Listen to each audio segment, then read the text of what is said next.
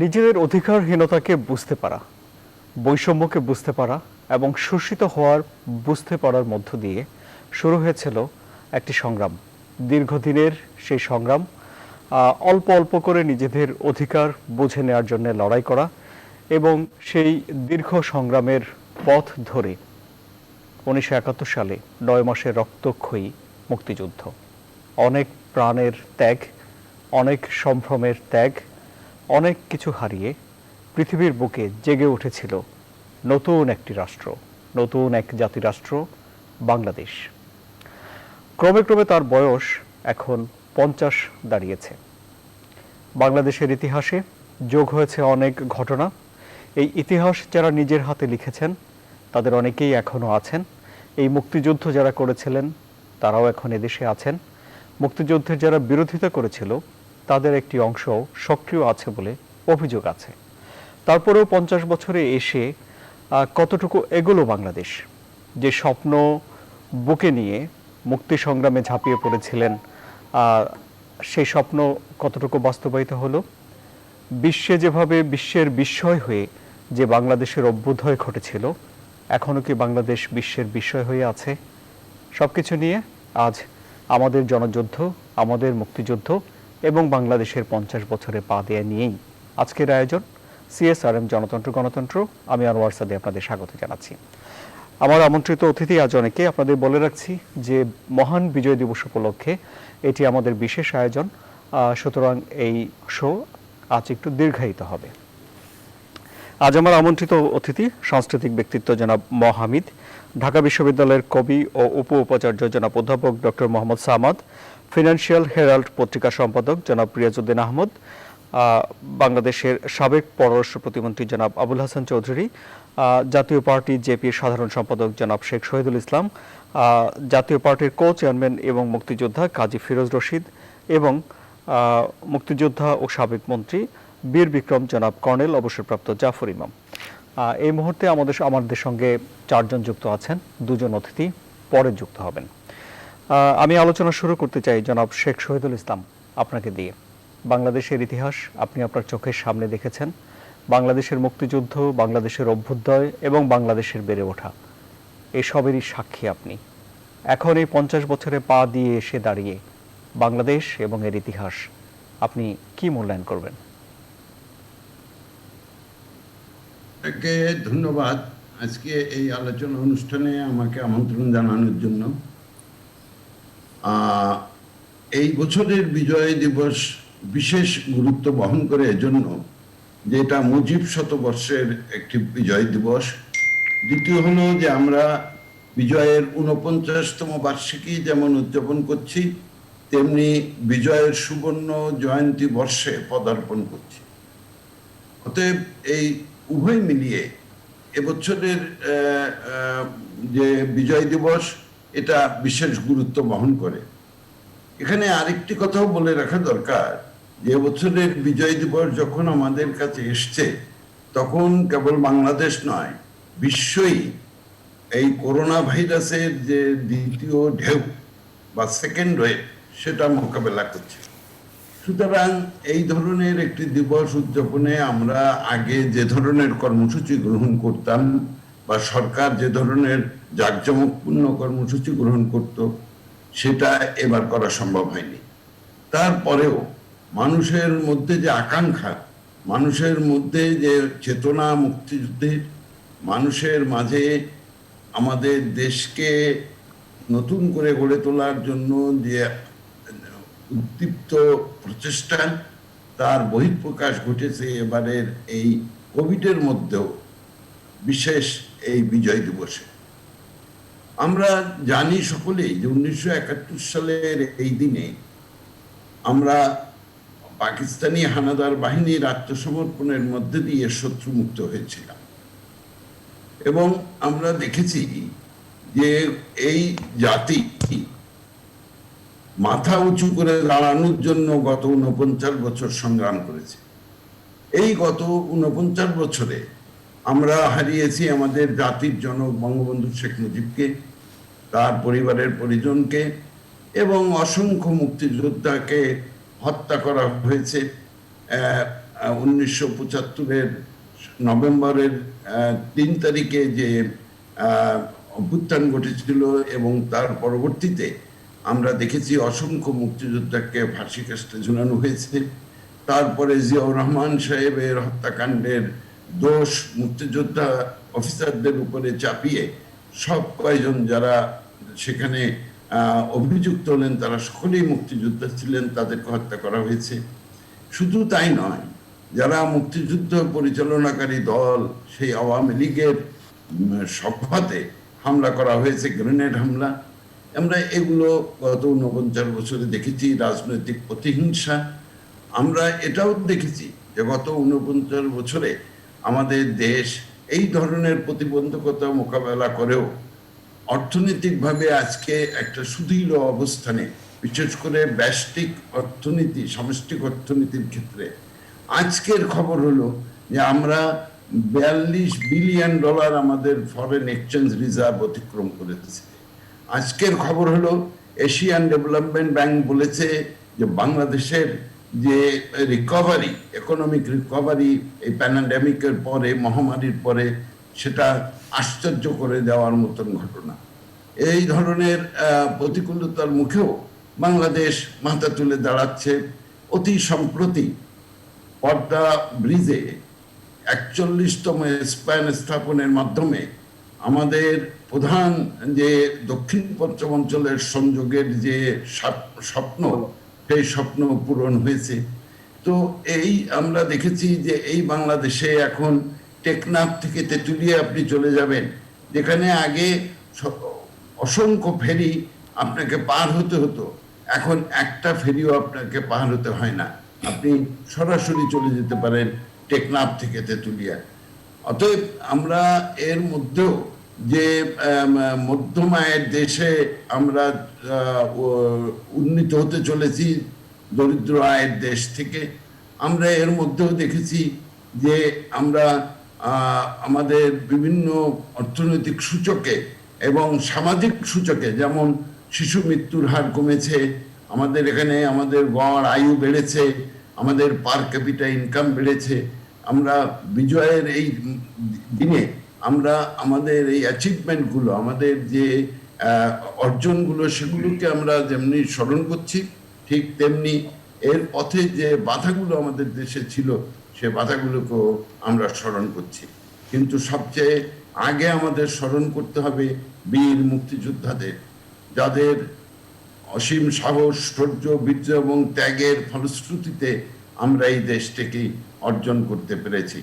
আমাদের স্মরণ করতে হবে বঙ্গবন্ধু শেখ মুজিব, আমাদের জাতির জনক, যার নেতৃত্ব এবং অনুপ্রেরণায় যে স্বপ্ন তিনি আমাদের এই জাতিকে দেখিয়েছিলেন, সেই স্বপ্নের বাস্তবায়ন আমরা করতে পেরেছি। প্রয়াত ভারতের রাষ্ট্রপতি এপিজে আবুল কালাম একটা কথা বলেছেন যে স্বপ্ন রাত্রে ঘুমিয়ে দেখো সেটা স্বপ্ন নয়, যে স্বপ্ন তোমাদের ঘুমাতে দেয় না সেটাই হলো আসল স্বপ্ন। আমাদের জাতির জনক আমাদেরকে সেই স্বপ্নই দেখিয়েছিলেন যেটা আমাদের ঘুমোতে দেয়নি। আমরা 24 বছর ধরে সেই স্বপ্নের বাস্তবায়নের জন্য, অর্থাৎ স্বাধীন বাংলাদেশ কায়েমের জন্য সংগ্রাম করেছি, লড়াই করেছি, আমরা আন্দোলন করেছি। আমাদের অনেক বন্ধু জীবন দিয়েছেন, অনেক সিনিয়র আমাদের যারা বয়োজ্যেষ্ঠ নেতা তারা জীবন দিয়েছেন। ভাষা আন্দোলন থেকে শুরু করে 71 পর্যন্ত অসংখ্য মানুষের রক্তের বিনিময়ে 30 লক্ষ মানুষের শাহাদাত বরণের মাধ্যমে আমাদের ভারতীয় সৈন্যরা আমাদের দেশের এই মিত্র বাহিনী হিসেবে যুদ্ধে নেমেছিলেন। তাদেরও অনেকে এই যুদ্ধে শাহাদাত বরণ করেছেন। আজকের এই লগ্নে জাতির জনক বঙ্গবন্ধু সহ যারা মুক্তিযুদ্ধে শাহাদাত বরণ করেছিলেন তাদের সকলকে স্মরণ করছি বিনম্র শ্রদ্ধায়, অগাধ ভালোবাসায়, এবং আমি তাদের রুহের মাগফিরাত কামনা করি। অনেক ধন্যবাদ। আমি আপনার কাছে আবারও আসবো। জনাব রিয়াজউদ্দিন আহমেদ, আলোচনায় জনাব শেখ শহীদুল ইসলাম বললেন যে মুক্তিযুদ্ধের পরে যখন এই দেশ বাংলাদেশের মানুষের একাত্ম হয়ে গেল, তখন অনেক মুক্তিযোদ্ধাকে হত্যা করা হয়েছে এবং মুক্তিযুদ্ধের যে দল নেতৃত্ব দিয়েছিল তাদের উপর হামলা হয়েছে, এবং সাম্প্রতিক সময়েও আমরা অনেক বিষয় নিয়ে বিতর্ক হতে দেখেছি। মুক্তিযুদ্ধের মাধ্যমে যে বিষয়গুলো মীমাংসা হয়ে গেছে, ফয়সালা হয়ে গেছে বলে বিশ্লেষকরা বলছেন, সেগুলো নিয়েও নতুন করে বিতর্ক হতে দেখেছি। বিজয়ের এই 50 বছরে পা দেওয়ার দিনে এসে এই সব বিষয়গুলোকে আপনি কিভাবে দেখেন? ধন্যবাদ আপনাকে। শেখ শহীদুল ইসলাম সুন্দরভাবে বলেছেন, তিনি তো খুবই সুন্দর বক্তা এবং গুছিয়ে কথা বলেন। সেটা আবার আমরা পারি না, আমাদের গুলি এডিট করতে হয়, ওনার এটা আনএডিটেড জনগণের কাছে চলে যায়। তো শেখ শহীদুল ইসলাম যা বললেন, আমি তার সাথে দ্বিমত করার কিছুই নাই। আমি সহমত পোষণ করে এটা বলতে চাই যে 50 বছরের বাংলাদেশ গৌরবের বাংলাদেশ, গর্ব করার মতো বাংলাদেশ। এবং প্রধানমন্ত্রী কালকে একটি কথা বলেছেন তার বক্তৃতায়, এটা প্রণিধানযোগ্য। তিনি বলেছেন বাংলাদেশকে সারা বিশ্বে এখন অনেকেই সমীহ করে। আগে করোনা করত, এখন সমীহ করে। এটার মধ্যে খুঁজে পাওয়া যাবে আমাদের 50 বছরের অ্যাচিভমেন্ট, 50 বছরের আমাদের আমরা কি পেয়েছি কি পাইনি। এই পাওয়ার মধ্যেও ধরেন আজকে পদ্মা সেতু মাথা উঁচু করে দাঁড়িয়েছে, আজকে আমাদের খাদ্যে আমরা স্বয়ংসম্পূর্ণ, আমাদের বৈদেশিক মুদ্রার রিজার্ভ 42,200 ডলার, এবং এটা বলা হয়েছে এই মুহূর্তে পাকিস্তানের যে রিজার্ভ আছে তার ডাবল হলো এই রিজার্ভ। এই জন্য পাকিস্তানিরা বলে হামকো বাংলাদেশ বানা দাও, সুইজারল্যান্ড নেই চাতা হ্যায়, তারা বলছে এটা। এখানেই বাংলাদেশের সার্থকতা এই জায়গায়, এবং সম্মিলিতভাবে বাংলাদেশ সামনে এগিয়ে যাচ্ছে। এই পূর্ণতার মধ্যেও কিছু অপূর্ণতা আছে, কিছু ঘাটতি আছে, এগুলিকে আমলে নিতে হবে। নিলে আমরা আরো এগিয়ে যাব, আরো দ্রুত আমরা সামনে এগোতে পারবো, এবং আমাদের বিজয় আরো আরো ত্বরান্বিত হবে। সেগুলি হলো, আমরা দুর্নীতি এখনো রন্ধ্রে রন্ধ্রে আছে, আমাদের গণতান্ত্রিক অধিকার কোনো কোনো ক্ষেত্রে লঙ্ঘিত হয়েছে, জাতীয় সংসদ ঠিক মতো কাজ করে নাই বলে আমাদের জবাবদিহিতার অভাব আছে আমাদের সমাজে। এইগুলিকে তুলে এই ঘাটতিগুলি পূরণ করে আমরা যদি সামনে এগোই, তাহলে দেখা যাবে 2021 সালে আমাদের দেশ দারিদ্র্যমুক্ত হবে না, শুধু আমরা আরো উন্নয়নের দিক আমরা এগিয়ে যাব, এবং সেটাই স্বাভাবিক। এবং আজকে সারা বিশ্বে বাংলাদেশ এক বিস্ময়ের নাম। পদ্মা সেতু যারা করতে পারে নিজস্ব অর্থায়ন, তাদের, আমি তো মনে করি বাংলাদেশকে নিয়ে এখন বিশ্বে নানান রকম গবেষণা হবে। একটা হবে বিজয় কিভাবে ছিনিয়ে আনতে হয়, বিজয় কিভাবে অর্জন করতে হয়, কিভাবে বিজয়ের জন্য আত্মত্যাগ করতে হয়, এটা নিয়ে গবেষণা হবে। এবং ইউনেস্কো অলরেডি বঙ্গবন্ধুর 7ই মার্চের ভাষণ, এটাকে মানে স্বীকৃতি দিয়েছে বিশ্ব অঙ্গনে। এবং দ্বিতীয়ত, আমি সেদিন শুনছিলাম যে পদ্মা সেতু যেভাবে তৈরি করা হয়েছে, বহু স্ট্রাকচারাল ইঞ্জিনিয়ারিং এর ক্ষেত্রে সারা বিশ্বে এটা নিয়ে গবেষণা হবে, এটা নিয়ে থিসিস হবে, এটা নিয়ে পিএইচডি হবে, যে এরকম একটা খরস্রোতা নদীকে কি করে বসে আনা গেল, কিভাবে এরকম একটি সেতু তৈরি করা হলো। তারপরে আরো অন্যান্য ক্ষেত্রে গবেষণার ব্যাপার আছে, যেমন আমাদের ভাষা আন্দোলনকে কেন্দ্র করে সারা বিশ্বে এখন মাতৃভাষা দিবস, এটাকে নিয়েও গবেষণা হচ্ছে। এবং এই মাত্র কয়েকদিন আগে যে ইউনেস্কো আরেকটা স্বীকৃতি দিয়েছে আমাদের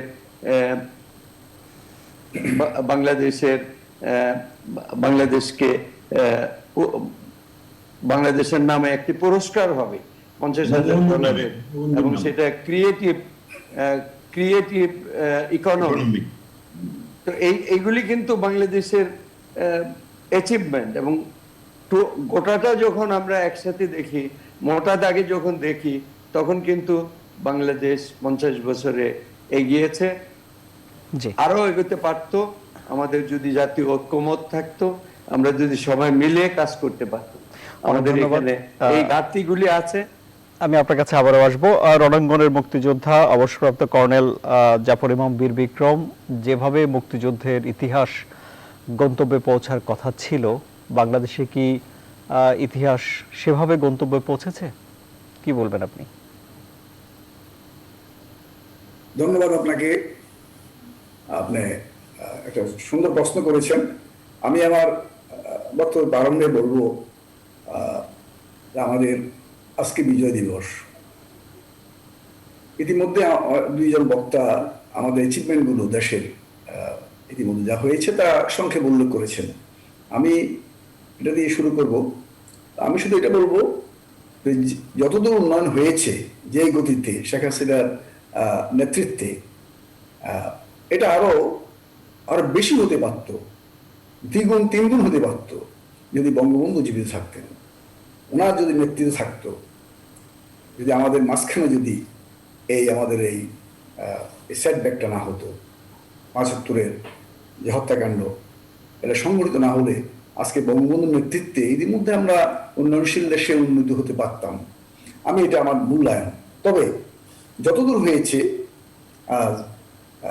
শেখ হাসিনা মাননীয় প্রধানমন্ত্রীর নেতৃত্বে, বঙ্গবন্ধুর কন্যার নেতৃত্বে, সেটা আমি রাজনীতির ঊর্ধ্বে বলবো, এটা সবাইকে মেনে নিতে হবে। আজকে তার বিকল্প বাংলাদেশের উন্নয়নের প্রশ্নে, মুক্তিযুদ্ধের চেতনাকে সমুন্নত রাখার প্রশ্নে, এমন আমাদের এগিয়ে যাওয়ার প্রশ্নে, সার্বিক সফলতার প্রশ্নে তার বিকল্প নেতৃত্ব নাই বর্তমানে। এটা বলে আমি স্মরণ করব এই বিজয় দিবসে, কারণ অনেকে আপনার উন্নয়নের কথা বলছেন। এটা উন্নয়নের কথা সবাই বলতে গেলে সারা রাত বললেও আপনার এই টকশো শেষ হবে না। উন্নয়ন সবাই জানে কি হচ্ছে না হচ্ছে। এক কথায় এই উন্নয়ন, পদ্মা সেতু লাস্ট আমাদের হলো, এই ধরনের আরো অনেক উন্নয়ন হয়েছে, আর অনেক উন্নয়ন পাইপলাইনে আছে, যেগুলা আমাদেরকে শুধু মধ্যমায়ের দেশে নয়, আমরা বিশ্বে আরো চমক সৃষ্টি করবে বাংলাদেশ শেখ হাসিনার নেতৃত্বে। এটা সত্য, কিন্তু পাশাপাশি ভাবে আমাদের বুঝতে হবে তাহলে আজকে কেন জঙ্গিবাদের ব্যাপারে আমরা উৎকণ্ঠা প্রকাশ করি, আশঙ্কা করি। আমরা কেন আজকে অনেকে সুশাসন নেই বলে, আজকে কেন অনেকে বলে মানবাধিকার নেই, লুণ্ঠিত হচ্ছে। আজকে কেন আমাদের বঙ্গবন্ধু, যে আমাদের স্থপতি বাংলাদেশের জাতির পিতা, তার ভাস্কর্য ভাঙার ধৃষ্টতা একটা অংশ দেখাচ্ছে। এটা সার্বিক মূল্যায়ন। আমি এটা বলবো, এখানে আমাদের একটা ব্যর্থতা অবশ্যই আছে। এটা হঠাৎ করে হচ্ছে না, এটার পেছনে জাতীয় আন্তর্জাতিক ষড়যন্ত্র অবশ্যই আছে। বিশেষ করে বঙ্গবন্ধুর ভাস্কর্যের ব্যাপারে নই ফুল আছে 49 ইয়ার্স, কিন্তু এত চরমে ছিল না। আগে একটু একটু বলতো, কিন্তু এখন যারা এটা পেছনে ইন্ধন দিচ্ছে, যারা এটা করতেছে, তারা একটা সংঘবদ্ধ চক্র মনে হচ্ছে। তাহলে এটা একটা সংঘবদ্ধ চক্রের একটা বিরাট ষড়যন্ত্রের নীল নকশা। এটা যদি এই বেড়াজাল যদি ভেদ না করতে পারেন, এটা বলবো আপনার উন্নয়ন ম্লান হয়ে যাবে, আপনার দেশের স্বাধীনতা সার্বভৌমত্ব হুমকির সম্মুখীন হবে। সেখানে আপনার আলোচনাটা আসতে হবে। কেন আমরা শুধু উন্নয়ন, পদ্মা সেতু হয়েছে, আরো পদ্মা সেতু আরো 10টা হবে, কিন্তু এদেরকে যদি প্রশ্ন দেয়, পেতারটা আজকে 50 বছর পদার্পণ করতেছি আমাদের সুবর্ণ জয়ন্তীতে, এর প্রাককালে আজকে কি করে আজকে এগুলো হচ্ছে? এগুলো হচ্ছে এই কারণে আমি বলবো, দেশের মুক্তিযুদ্ধের চেতনা, যেই চেতনা নিয়ে আমরা যুদ্ধ করেছিলাম, যে চেতনার উৎস ছিল বঙ্গবন্ধু জাতির পিতা শেখ মুজিবুর রহমান, তার নেতৃত্বে দীর্ঘ আন্দোলন হয়েছে। 52 ভাষা আন্দোলন থেকে নিয়ে 70 নির্বাচন হয়েছে, যে নির্বাচন আমরা ম্যান্ডেট পেয়েছিলাম শোষণ মুক্ত বাংলাদেশে একটা নতুন রাষ্ট্র সৃষ্টি করার জন্য। তারপর আমরা পদার্পণ করলাম 71 যুদ্ধে। আজকে সেই চেতনার উৎস, আজকে সেই চেতনা কি আমরা সেটা জানি না। শুধু আমরা উন্নয়ন, রিজার্ভ নিয়ে আমরা আরো গর্বিত বোধ করতেছি, গর্ববোধ করার কথা, কিন্তু আগে আমাদেরকে মূলে হাত দিতে হবে। কেন আজকে এগুলো আজকে আমরা আসলে কালকে যদি আল্লাহ না করুক, আপনি যদি যদি দেখেন শেখ হাসিনা আজকে শুধু দেশের নয়, জাতীয় আন্তর্জাতিক ভাবে পুরো বিশ্বে একটি নেত্রী হিসাবে আজ স্বীকৃতি পেয়েছেন। আজকে উনি অভিমান করে বলেন, আমি ছেড়ে দিলাম তোমাদেরকে, এক মাস তোমরা চালাও, আমি পরে আবার আসতেছি। আমরা অনেকে দর্শক করতেছি, অনেকে আরো অনেকে বাইরে আছে, বড় কথা বলেন ডাবল স্ট্যান্ডার্ড মেনটে। আমি একটা টেলিভিশন কালকে বলে আসছি, ডাবল স্ট্যান্ডার্ডের রাজনীতি চলতেছে বুদ্ধিজীবীদের, রাজনীতিবিদদের এবং ভিন্ন পর্যায়ের লোকদের, যার জন্য এরা প্রশ্রয় পাচ্ছে। আপনি সুবিধা মতো আঘাত করবেন, সুবিধা মতো শত্রু বানাবেন, সুবিধা মতো পুলিশ দিয়ে পিটাবেন। আমাদেরকে আপোষহীন হতে হবে আমাদের মুক্তিযুদ্ধের চেতনার প্রশ্নে। এখানে আপোষ থাকতে পারে না। যে বঙ্গবন্ধু গড গিফটেড, আমি বলবো ওনার জন্ম না হলে বাংলাদেশ সৃষ্টি হতো না। এগুলা গল্প, এগুলা গল্প না, এগুলো বাস্তবতা। শুধু বললে আমার বঙ্গবন্ধু শেখ হাসিনা এটা করে ফেলছে, শেখ হাসিনা করতেছে, উনি বঙ্গবন্ধুর সুযোগ্য কন্যা হিসাবে আমরা কৃতজ্ঞ। সেই জন্য আমরা বলি দলমুক্তি বিশেষ সবকিছু ঊর্ধ্বে তার বিকল্প নেতৃত্ব এখন বাংলাদেশে নাই, হবে না। আমি আবারও আপনার কাছে আসবো জনাব কর্নেল জাফর ইমাম, আমি আবারও আপনার কাছে আসবো। আমি একটু জনাব কাজী ফিরোজ রশিদ, মুক্তিযোদ্ধা এবং মুক্তিযুদ্ধের উত্তাল সময়গুলোতে তরুণ রাজনীতির তরুণ কর্মী, এখন এই 50 বছরে বাংলাদেশে এসে আমরা ওনাকে পেয়েছি প্রবীণ রাজনৈতিক সিনিয়র নেতা হিসেবে। এই যে রাজনীতির ক্রম পরিবর্তন হলো বাংলাদেশে 50 বছরে, এখন যে রাজনীতি আছে, এই রাজনীতি কি কাঙ্ক্ষিত ছিল আপনার, জনাব কাজী ফিরোজ রশিদ? ধন্যবাদ। আমি আজ 16 ডিসেম্বর আমাদের জাতির শ্রেষ্ঠ অর্জন হচ্ছে এই 16 ডিসেম্বর। জাতির জনক বঙ্গবন্ধু আমাদের কর্নেল জাফর ইমাম বীর বিক্রম সাহেব যথার্থ বলেছেন যে বঙ্গবন্ধুর জন্ম না হলে বাংলাদেশ স্বাধীন হতো না। আমরা স্বাধীনতার স্বপ্ন কখনো দেখতে পাইনি। এই দেশে বহুবার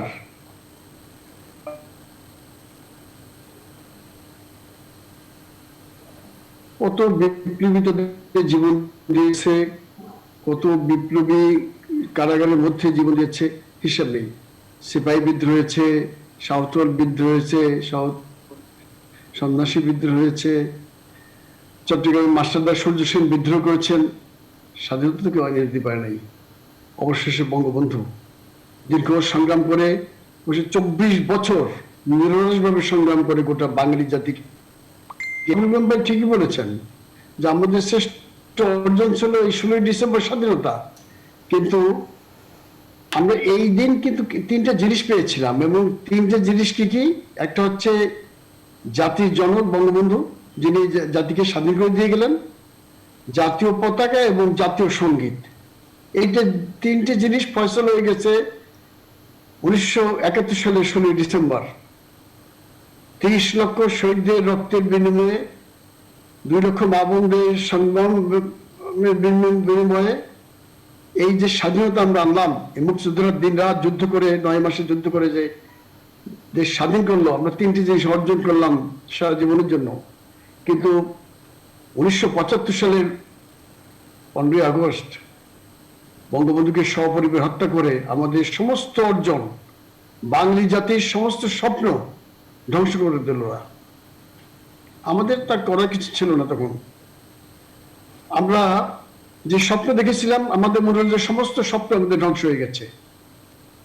এবং এরপরে কি হলো, দীর্ঘদিন কিন্তু আমরা অনেক পিছিয়ে পড়লাম। জাফর ইমাম ভাই যথার্থ বলেছেন, এই দেশটা একটি উন্নয়নশীল দেশে চলে যেত অনেক আগে, কিন্তু আমরা পারি নাই। কিন্তু ওই 75 সালে যে পিছিয়ে পড়লাম, সে তারপর থেকে আমরা কিন্তু পিছিয়ে গিয়েছিলাম।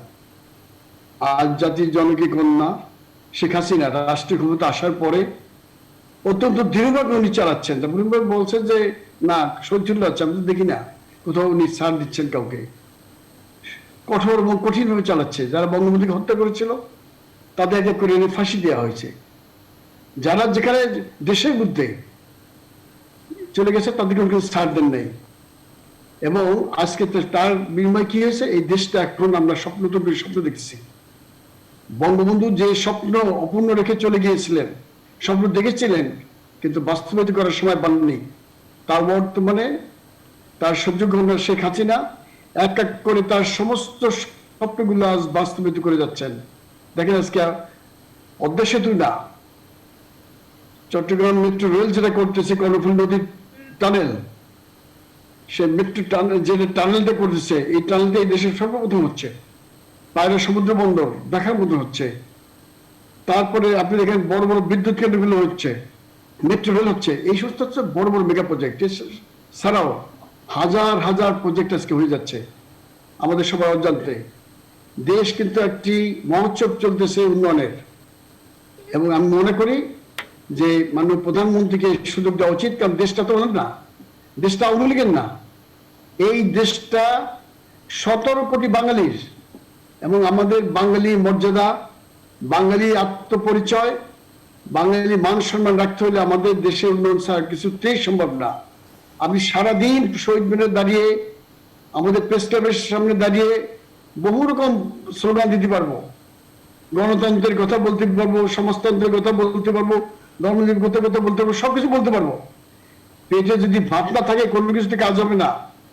ওই বঙ্গবন্ধু বলছিল যে আমাদের 75 সালে সবচেয়ে প্রবলেম কি ছিল, 74 সালে এই দেশে একটা দুর্ভিক্ষ হইল, আর্টিফিশিয়াল দুর্ভিক্ষ বানানো হইলো। যে গম আসার কথা ছিল এদিকে, সে গম আটকিয়ে দিল পথে। সবকিছু করে একটা আন্তর্জাতিক ষড়যন্ত্র এবং দেশীয় কিছু ষড়যন্ত্রকারীরা বঙ্গবন্ধুকে হত্যা করলো।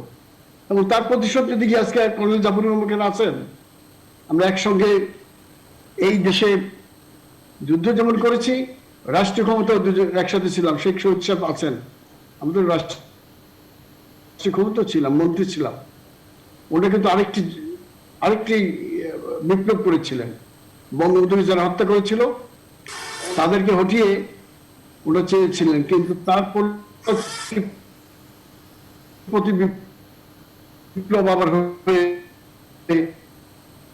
আবার তো এবং কর্নেল আমাদের সেক্টর কমান্ডার যারা ছিলেন, সাব সেক্টর কমান্ডার হায়দার সাহেব সব অসংখ্য মুক্তিযোদ্ধাকে আমরা হারিলাম সেদিন।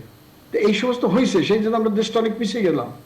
আজকে দেখেন ঠিকই যে আমাদের 42,200 বিলিয়ন আমাদের রিজার্ভ জমা আছে, সরকারের রেকর্ড আমরা সৃষ্টি করেছি। অথচ কিন্তু আমাদের উন্নয়ন থেমে যায়নি, উন্নয়ন চলতেছে, উন্নয়ন চলতেছে। দেশের মানুষ তো এখন অত অশান্তিতে নেই। আমরা আগে একটা গ্রামে একটা টিনের ঘর দেখা যেত না। আমি যখন মন্ত্রী ছিলাম, শহীদ মন্ত্রী, জাফর সব মন্ত্রী, রিএসবি আছেন, সারা গ্রামে হেলিকপ্টার গেছি, একটা টিনের ঘর খুব কম পড়তো চোখে। এখন কিন্তু সমস্ত বিল্ডিং এবং উপরে টিন, আর বিল্ডিং হয়ে গেছে অনেক। আর যে ঘরগুলো কাঁচা ঘর ছিল সে সব টিনের ঘর হয়ে গেছে। অর্থাৎ মানুষের জীবন মানের উন্নয়ন ঘটেছে। আমরা যে স্বপ্ন দেখেছিলাম এই স্বপ্ন বাস্তবায়িত হয়ে গেছে, মনে করি বাস্তবায়িত যাচ্ছে। আজকে যদি আর কোনো বাধা না আসে, আশা করি যে আগামী 10 বছরের মধ্যে বাংলাদেশ একটা উন্নয়নশীল দেশে পরিণত হবে। তবে একটি কথা আছে যে স্বপ্ন তো এক একজন এক এক রকম দেখে, এবং আমাদের যে চাহিদা এক একজনের এক এক চাহিদা, সেইটা হচ্ছে সবার পূরণ হবে না। কিন্তু ইন জেনারেল বাঙালি জাতির যে স্বপ্ন দেখে এই মুক্তিযুদ্ধে নেমেছিলাম, বঙ্গবন্ধু সমস্ত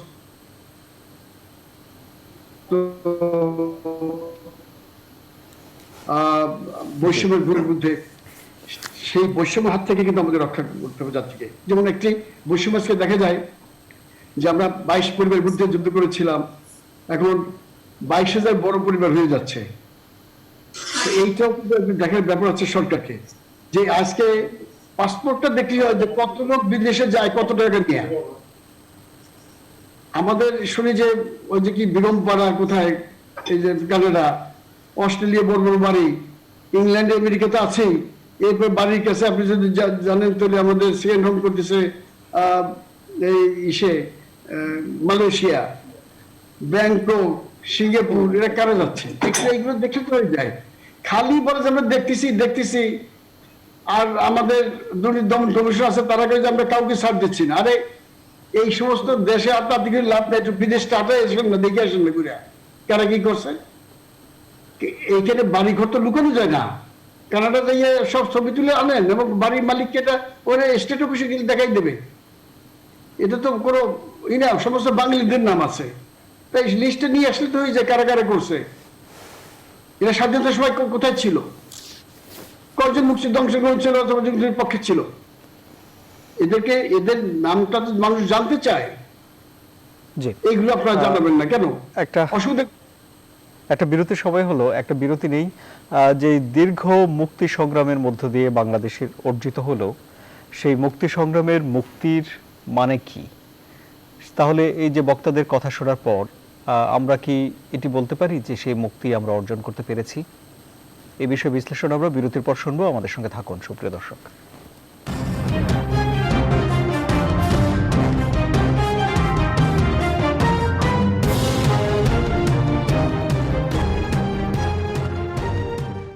আবারও স্বাগত। আপনারা দেখছেন CSRM জনতন্ত্র গণতন্ত্র। জনাব শেখ শহীদুল ইসলাম, যে দীর্ঘ মুক্তি সংগ্রাম আমরা করে বাংলাদেশ পেলাম, সেই মুক্তির অর্থ আপনার কাছে কি? সেই মুক্তি কি ধরা দিয়েছে?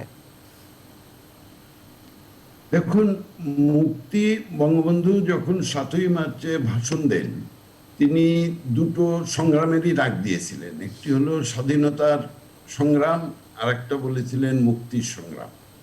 তো স্বাধীনতা বলতে যেটা, সেটা আমরা পরাধীনতার শৃঙ্খলকে ভেঙে সেখানে স্বাধীনতা, ভৌগোলিক স্বাধীনতা আমরা অর্জন করেছি এবং আমাদের জাতিসত্তার বিকাশ ঘটেছে। বাঙালি তার জাতি রাষ্ট্র পেয়েছে, এটা ঠিক। কিন্তু মুক্তি বলতে যদি আমরা অর্থনৈতিক সামাজিক মুক্তির কথা বলি, সেই মুক্তির সংগ্রাম কিন্তু এখনো শেষ হয়নি। সেই মুক্তির সংগ্রাম চলছে এবং এটা চলতেই থাকবে। কেন চলতে থাকবে? যে মানুষের আশাকাঙ্ক্ষার কিন্তু পরিবর্তন হয়।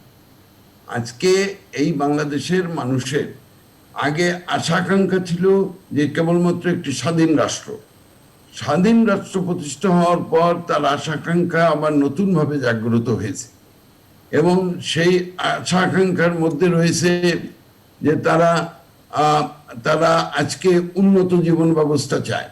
আগে গ্রামে একটা পাকা রাস্তা ছিল না, নৌকায় যাতায়াত করত। আজকে সেখানে একটা ইট বিছানো রাস্তা চাইলে সেখানে কার্পেটিং চায়। আজকে যেখানে হারিকেন জ্বালিয়ে মানুষ কুপি জ্বালিয়ে চলতো, হারিকেন ছিল উন্নত জীবন ব্যবস্থা, আজকে সেখানে তারা বিদ্যুৎ চায়। অতএব মানুষের এই যে আকাঙ্ক্ষা, এটা কিন্তু বাড়তেই থাকে। উন্নত দেশগুলিতে কি তারা সকল তাদের জনগণের আশাকাঙ্ক্ষা পূরণ করতে পেরেছে? তাও পারে নাই। কিন্তু আমরা যেটা মনে করি যে মৌলিক চাহিদা যেগুলো, অন্ন, বস্ত্র, চিকিৎসা, শিক্ষা, আশ্রয় এবং এই সুযোগ সুবিধাগুলিতে সকলের প্রবেশ অধিকার, সেটা আমাদের নিশ্চিত করতে হবে। দ্বিতীয়ত হলো যে মানুষে মানুষে বৈষম্য, ধনী কেবল ধনী হবে, যে কথা কাজী ফিরোজ সাহেব বলেছেন, ধনী কেবল ধনী হবে আর গরিব যারা আছে তারা কোনো রকম বেঁচে থাকবেন না, এটা না। সাম্য এবং ন্যায় বিচার, আমাদের যে স্বাধীনতার ঘোষণাপত্র 17ই এপ্রিল যেটা গৃহীত হয়েছিল মুজিবনগরে, সেই ঘোষণাপত্রে কিন্তু সাম্য এবং সামাজিক ন্যায় বিচার প্রতিষ্ঠার অঙ্গীকার করা হয়েছে। পবিত্র কোরআন শরীফে আল্লাহ পাক বলেছেন, ইন্নাল্লাহা ইয়ামুরু বিল আদলি ওয়াল ইহসান। অর্থ হলো যে তোমরা, আল্লাহ পাক হুকুম করছেন যে তোমরা ন্যায় বিচার এবং ইহসান কায়েম করো, ন্যায় বিচার এবং সৎ কাজ, সৎ চিন্তা, এটা কায়েম করো।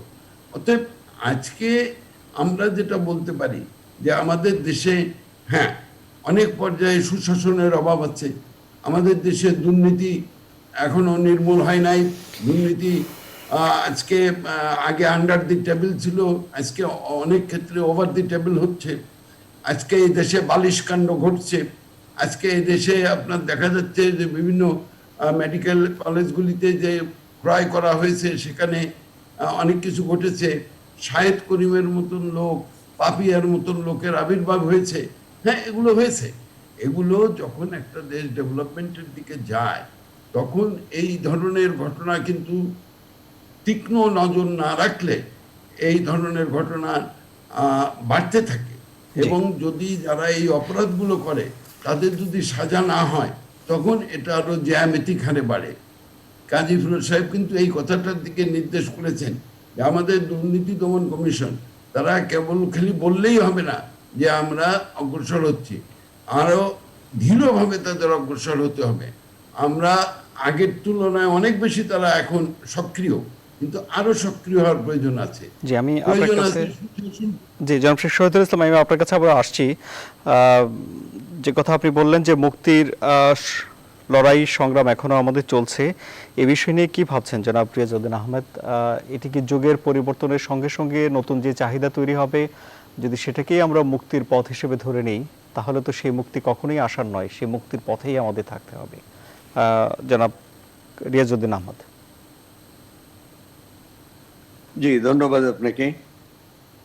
মুক্তির যে যে ব্যাখ্যা শেখ শহীদুল ইসলাম দিয়েছে, কিন্তু আমার নেতা ছিলেন ইউনিভার্সিটিতে, অবশ্য ইউনিভার্সিটির পরে তিনি আমার নেতা হয়েছেন।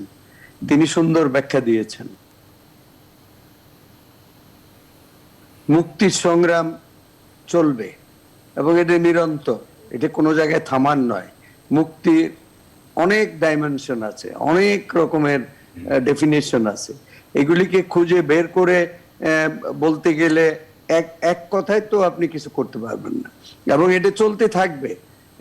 সমাজ যতদিন থাকবে, দেশ যতদিন থাকবে, মানুষ যতদিন থাকবে, তাদের তাদের ইচ্ছা, তাদের জন ইচ্ছা, জন আকাঙ্ক্ষা বিভিন্ন সময় বিভিন্নভাবে পরিবর্তিত হবে, এবং সেই পরিবর্তনের মাধ্যমেই আপনার মুক্তি অর্জিত হবে। এবং মুক্তি একদিনে হবে না। আমরা বলি আহার, বাসস্থান, খাদ্য, শিক্ষা, এই যে এইগুলি বলি, এগুলি তো মোটা দাগের কথা, কিন্তু মানুষে মানুষে যে বৈষম্য, মানুষ আজকে দেখেন, আজকে যদি আমাদের দেশের দিকে চাই, আমাদের দেশ কেন, সারা পৃথিবীর দিকেই যে স্বাস্থ্য ব্যবস্থা কত ভঙ্গুর। আমেরিকার মতো দেশে আজকে বলেছে যে আইসিইউ আর পাওয়া যাবে কিনা আগামী মাস থেকে, এই নিয়ে তারা চিন্তিত। এই কথা কি ভাবা যায়?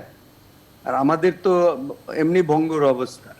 তো মুক্তিটা এই আসবে তো এইসব পথ দিয়ে, এইসব অলিগলি দিয়ে, এবং এখানে এইটা এখন চলছে। মুক্তির এই সংগ্রাম চলছে এবং এটা চলতে থাকবে। আজকে যদি কেউ বলে যে আমাদের মুক্তি অর্জিত হয়েছে, না, স্বাধীনতা ঠিকই আছে, আমরা স্বাধীনতা অর্জন করেছি, স্বাধীনতা পতাকা আমরা পেয়েছি, আমরা জাতীয় সঙ্গীত পেয়েছি, আমরা গর্বভরে আজকে বাঙালি হিসেবে আমরা বিশ্বে বিচরণ করে আমরা বেড়াচ্ছি। আমাদের অ্যাচিভমেন্ট আছে, আমাদের অনেক অনেক কাজ করার আছে। কিন্তু মুক্তি এটা ব্যাপক অর্থে মুক্তি। এই ব্যাপক অর্থের মুক্তি অর্জন করতে হলে সামনে এগোতে হবে, এবং এগোনোর পথটা ঐক্যবদ্ধভাবে এগোতে হবে। এই পিচ্ছিল পথে কেউ ছুটে যাবে, কেউ এদিক যাবে, কেউ ডাইনে যাবে, কেউ কানাডা যাবে, কেউ মালয়েশিয়া যাবে, তাইলে হবে না। একদিকে যদি যায়, এবং সেখানে আমাদের নেতৃত্বটা দৃঢ়। আজকে যে নেতৃত্ব আছে শেখ হাসিনার নেতৃত্বে, এটা সঠিক পথে চলছে। এটা যতদিন চলবে, আমার ধারণা মুক্তি পথে আমরা দৃঢ়ভাবে, দৃঢ় পদক্ষেপে অগ্রসর হব। কিন্তু মুক্তি অর্জিত হয়ে গেছে এই কথা যদি কেউ বলে, এটা ভুল। এবং মুক্তির সাথে সাথে যে কথাটা জাফর ইমাম সাহেব বলছিলেন, যে আজকে ভাস্কর্য নিয়ে এই যে মানে অধ্যত্ব, বঙ্গবন্ধুকে বুড়িগঙ্গায় ফেলে দেবে, কত বড় অধ্যত্বপূর্ণ কথা। এবং তাদেরকে আবার আমরা সমন্বয়ের কথা বলছি, সহনশীলতার কথা বলছি। সহনশীলতা ভালো, মারামারি, রক্তারক্তি তো কোনো সমাজকে এগিয়ে নিতে পারে না, কিন্তু লাই দেওয়া কাউকে উচিত না। ঘাড়ের মধ্যে চেপে বসবে, বঙ্গবন্ধুকে বুড়িগঙ্গায় ফেলে দিবে। আপনি আসছেন কোত্থেকে? আপনি কে? কোত্থেকে আসছেন? এই প্রশ্নগুলি আজকে তুলতে হবে, এবং মৌলিক প্রশ্ন।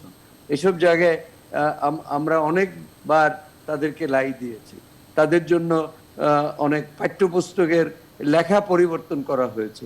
কেন হয়েছে? এগুলি কি কম্পালশন ছিল? এইগুলি ভাবতে হবে। এগুলি ভাবলে কিন্তু মুক্তি, সাম্প্রদায়িকতা থেকে মুক্তি, কুপমণ্ডকতা থেকে মুক্তি, অভাব থেকে মুক্তি, এই সব থেকেই মুক্তি আসতে হয়। ভাস্কর্যকে বাদ দিয়ে তো মুক্তি হবে না। বঙ্গবন্ধুকে বুড়িগঙ্গায় ফেলে দিবে আর আমরা মুক্তি নিয়ে নাচানাচি করব, এটা কি হয়? আমি আপনার কাছে আবারও আসছি। জনাব রিয়াজউদ্দিন আহমেদ বলছেন যে আমাদের ঐক্যবদ্ধভাবে এগোতে হবে।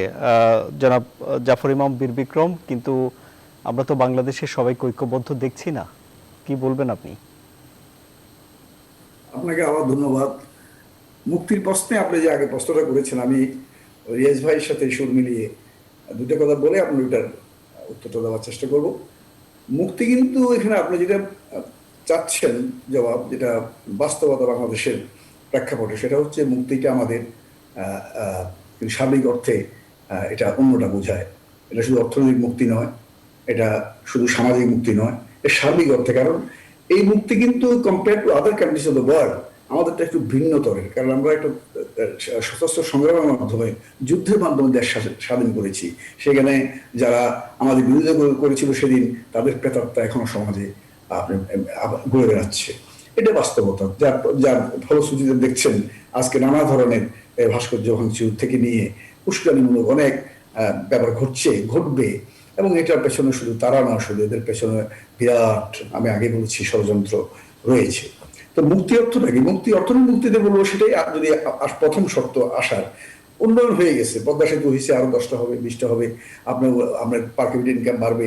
কিন্তু আপনি আমায় মিশিগানের এক প্রফেসরকে জিজ্ঞাসা করছিলাম, ভাই এটা এই ঘটনাটা বড় দেখি, আমার অর্থনৈতিক মুক্তিটা বা আমাদের পার ক্যাপিটাল এটা হিসাবটা আমার দিই, এটা কারেক্ট কিনা? ভাই, how it can be correct? আপনার 7টা মুরগি রোস্ট করছেন, আপনার 7 জন খেয়ে ফেলবেন, 3 জনে, আর 4 জনে হাঁটিও পাবে না, তাহলে আপনার অর্থনৈতিক মুক্তি করতে গেল? আপনার তো এখানে যেটা আয় করছেন, যেটা আপনার দেখাচ্ছেন, মানে প্রবৃদ্ধি দেখাচ্ছেন, সেটার বন্টন আপনার সঠিক হয় নাই। তো আমরা এইখান থেকে শুরু করতে হবে মুক্তির যাত্রা। এখানে সামাজিক ন্যায় বিচার, ওই তো প্রথম বৈষম্যের জন্য বঙ্গবন্ধু 6 দফা করেছিলেন। এখানে ওই বঙ্গবন্ধু আবার সার্বিক মুক্তি বলতে বঙ্গবন্ধুর 6 দফার মধ্যে ওনার সারা জীবনের যে বারন্দর ভাষা আন্দোলন থেকে নিয়ে যখন সংগ্রাম করে আসছেন, যার জন্য ম্যান্ডেট পেয়েছিলেন 70 নির্বাচনে, সেখানে আপনার মুক্তি হয়ে গেছে। আমাদের জিনিসপত্র নিয়ে তোমরা ওইখানে পেপার বানাইবা, আবার এখানে বেশি দামে বিক্রি করবা, এই জন্য তারপরে শ্রমিকেরা বঞ্চিত, আমাদের উন্নয়ন হচ্ছে কিন্তু উন্নয়ন বন্টন হচ্ছে না। এই একটা আরেকটা জিনিস, আমাদের যেটা বলছি প্রেক্ষাপটটা যুদ্ধে। তাহলে আপনার এত বছর যে আপনি মুক্তির কথা বলছেন, খুব খুশি হয়ে উনি বলছেন মুক্তিটা আমরা আসবে কেমনে, সেটা বলতে হবে। আসবে কেমনে? এখনো আপনার ভাস্কর শুধু ভাঙছে না, যারা ভাস্কর ভাঙছে এছাড়া আরো একটা সমাজ, আরেকটা অংশ আছে যারা শেখ মুজিব মানে না, স্থপতিকে মানে না, যুদ্ধকে গন্ডগোলের বছর বলে। তারা আপনাকে স্বীকৃতি দেয় না যোদ্ধা হিসাবে। তারা আপনার এটা বীরের জাতি হিসাবে আপনার আখ্যায়িত, এটা তো বলেন না। যে জাতি বীরদেরকে সম্মান না দেখাতে পারে, সেই জাতি কোনোদিন আপনার উন্নয়ন করতে পারে না, সার্বিক মুক্তি পেতে পারে না। এটা হচ্ছে আমার শেষ কথা। আপনার যুদ্ধ সম্বন্ধে আজকে আলোচনা হচ্ছে, বিজয় দিবস, যুদ্ধটা কে করে দিচ্ছে? আপনার অনেকে মনে করেন আমাদেরকে 13 দিনে, ইন্ডিয়ান আর্মি এখানে আসি 16 ডিসেম্বর আমাদেরকে বিজয় করে দিয়েছে, মুক্তি দিয়েছে, আমাদেরকে বিজয় এনে দিয়েছে। It is wrong. এটা ইন্ডিয়ান আর্মিতে আমি 13 সালে গিয়েছিলাম, আমি গতকালকে একখানে বলেছি, 2013 সালে পোর্টুলামে গিয়েছিলাম, lead of the delegation, and Indian army whole chief থেকে সবাই উপস্থিত ছিল। আমি একটা কথা শুধু বলছি, look mister, Indira Gandhi declared the war on 3rd December, and we have achieved the independence on 16 December. যুদ্ধ এখানে বিরাট কোনো এনকাউন্টার হয় নাই। তাহলে আমরা তো 8.5 মাস যুদ্ধ করলাম, তোমাদের 3rd ডিসেম্বরে এই ইন্দিরা গান্ধীর ডিক্লারেশন অফ ওয়ারের আগে এই 8.5 মাসে তোমরা তো আমাদের হেল্প করলা। আমরা লক্ষ লক্ষ শহীদ হলাম, দেশে শহীদ হলো সব মিলে 30 লক্ষ, তোমাদের 4000 সৈন্য অফিসার হতাহত হয়েছে। তাহলে by saying this, do you want to undermine the contribution, your contribution and contribution of মুক্তি বাহিনী? আমরা বলছি আমরা প্যারালাইজ করে দিয়েছিলাম 8.5 মাসে ইন্ডিয়ার হেল্পে, ইন্ডিয়ান আর্মির হেল্পে, ইন্ডিয়ার জনগণের সহযোগিতা, ইন্ডিয়ান গভর্নমেন্টের সহযোগিতা, যেখানে ইন্দিরা গান্ধী 26টা থেকে 28টা দেশ সফর করেছিল বঙ্গবন্ধু মুক্তির জন্য। এই যে সার্বিক জিনিসটা আমরা দেখতে হবে, আসল জায়গাতে যদি আমরা হাত না দিই। আজকে সেজন্য বলি এটা 13 দিনে দেশ স্বাধীন নেই, দেশ স্বাধীন 9 মাসে। ইট ইজ নট ইন্ডো পাক ওয়ার, দে হ্যাভ ক্লেইমড ইট। আমি পোর্টালে বলছি mister, generals, you call it Indo-Pak war. How it can be Indo-Pak war? In a wider sense, you can call it Indo-Pak war because you are fighting in the western sector also. But what about this sector? This sector, Mitra Bahini is fighting. Mitra Bahini consists of Mukti Juddha and Indian Army. So here we fought together, shoulder to shoulder. ইতিহাসকে বিকৃতি তারা করতে চায় না। তারা ঠিক আছে, তাদের যদি কন্ট্রিবিউশন যদি না থাকতো 9 মাসের দেশ স্বাধীন হতো না। এটা ভিয়েতনাম থেকে আরো সিরিয়াস খারাপ পজিশন হতো ইন্ডিয়ার সহযোগিতা না থাকলে। এই জন্য আমরা সেই চিরদিন তাদের কাছে কৃতজ্ঞ থাকবো। বাট উইল নট, আমাদের তারা বলে না, আমাদের অনেক লোকে এমনভাবে বক্তব্য রাখে, মানে এমনভাবে নতজানভাবে বক্তব্য রাখে as if we have got the independence in a plate. This is not true. এটা রং ইতিহাস। এটা যদি প্রজন্ম জানে, জি, এই বৃহৎ জাতি কোনোদিন সার্বিক মুক্তি লাভ করবে না। আপনার কাছে আবার আসছি। জি, জনাব কাজী ফিরোজ রশিদ, ঐক্যবদ্ধ থাকা অগ্রগতির স্বার্থে কি বলবেন?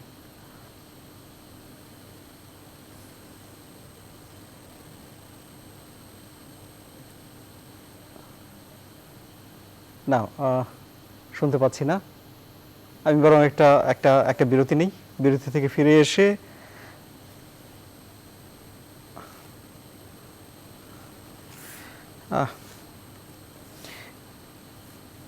না, আমরা এখনো তো শুনতে পাচ্ছি না। জনাব জাফর ইমাম বীর বিক্রম আসছেন। আচ্ছা, জি, জনাব কাজী ফিরোজ রশিদ, অগ্রগতির স্বার্থে ঐক্যবদ্ধ থাকা, একতা কি আপনি দেখছেন? হ্যালো, শুনতে পাচ্ছি। জি, শুনতে পাচ্ছি, বলেন।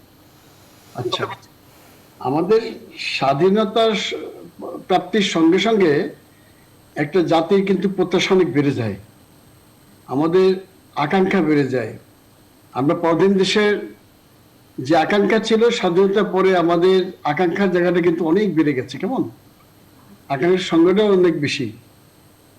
প্রাপ্তি কতটুকু হয়েছে, যতটুকু প্রাপ্তি হয় আবার আকাঙ্ক্ষা বাড়ে। এটা ইলাস্টিসিটি অফ ডিমান্ডের মতো বাড়তেই থাকবে। অতএব সেখানে সেই আশা, সে অর্থে আমাদের এই যে শহীদ ভাই বলছেন যে এই যে সার্বিক অর্থে মুক্তির আকাঙ্ক্ষা, এটা আরো থাকবে। কিন্তু তার অর্থ এই নয় যে আমরা সার্বিক মুক্তি পাই না। মুক্তি তো হয়ে গেছে। 16ই ডিসেম্বর যে স্বাধীন করছি, আমাদের যেটা প্রাপ্তি ছিল, যেটা আশা ছিল যে একটা দেশকে স্বাধীন করব, আমরা খুব ভাগ্যবান যারা ওই সময় আমাদের বয়স যুদ্ধে যাবার ছিল। আমরা যুদ্ধে যে গিয়েছিলাম বঙ্গবন্ধুর নির্দেশে, এবং মাত্র 9 মাসে এত বড় একটি মুক্তিযুদ্ধ করে, যে যুদ্ধে আমাদের 30 লক্ষ মানুষ জীবন দিয়েছে, এবং কত মানুষ, কত মা বোনরা যে এখানে এই তাদের জীবনের সমস্ত কিছু নষ্ট করেছে এই যুদ্ধে। 16ই ডিসেম্বর আমাদের আজকে বিজয় দিবস, আজকে অনেক আনন্দ উৎসব করা হয়। আবার দেখেন ঘরে ঘরে কান্নাও চলতেছে। স্বাধীনতার পরে যখন বাড়িতে গেছি, আমার আপন চাচতো বোন যখন বললো যে দেশ তো স্বাধীন হলো, কিন্তু আমি তো আমার স্বামীকে আর পাবো না। বাচ্চাদের বললো যে বাপ হারাইলো, আমি পেলাম কি? তোমরা তো স্বাধীনতা নিয়ে আসলো, এই স্বাধীনতা দিয়ে আমি করবো কি? কেঁদে বলবো। আমি অনেক মহিলাকে দেখছি যে আমাদের সব কি হবে। অর্থাৎ একদিকে যেমন আমাদের অনেক আকাঙ্ক্ষা পূরণ হলো, অন্যদিকে আমরা ঘরে ঘরে কান্নার আওয়াজও শুনেছি। আমাদের মনে রাখতে হবে যে এই স্বাধীনতা কিন্তু কোন রবীন্দ্রসঙ্গীত গাইয়া 17 দিনের যুদ্ধ করিয়া হাসতে হাসতে ইন্ডিয়ানরা ঢুকলো, আমরা তাই গলায় মালা দিয়ে আনলাম, পাকিস্তানের সারেন্ডার করলো, শরৎ উদ্যানে, এইটি স্বাধীনতা না। এই স্বাধীনতা যুদ্ধ করতে গিয়া কত মানুষকে জীবন দিতে হয়েছে। যদি অপোজিশনের কথাই বলি, যারা যুদ্ধে করছিল, একই তো বাঙালি জাতি, তাদেরকে তো আমরা হত্যা করেছি নির্বিচারে।